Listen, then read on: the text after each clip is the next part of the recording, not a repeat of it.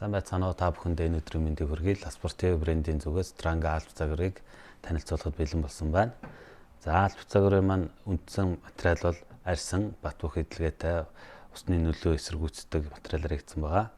За түрүүний уян оруулга маань болохоор хүний хөлийн шагааны хөдөлгөөнийг дэмжих зорилготой.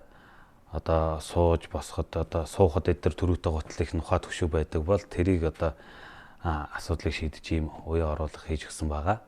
За үдээсний хувьд бол гутлын үдээс хэр их урдаас эхэлнэ төдий чинээгээр хүний гутал дотроо хөдөлгөөнгөө холхиогоо байх зорилготой байдаг.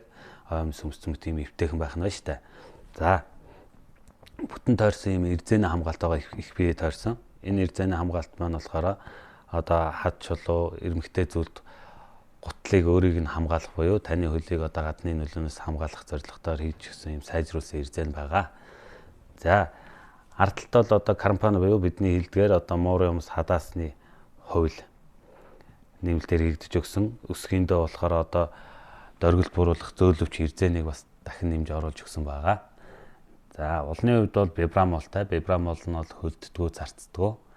За удаан аялалт, алхалт, уулын авиралтанд явхад бол зурх чадварыг маш сайн нэмэгдүүлж өгдөг. Жирийн гутлаас 20 дахин дөргөлтийг бууруулдаг үе мөчн дэрэг дөргөлт буюу зурх чадвар нь бас дахин 20% нэмэгддэг байгаа.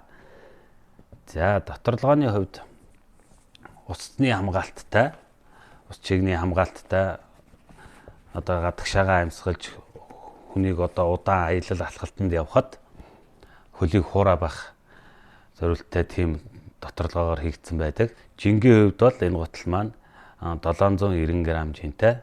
За энэ удаагийн дугаартаа та бүхэндээ Tranga Alp GTX загварыг танилцууллаа. Оргил бүртэл спортив.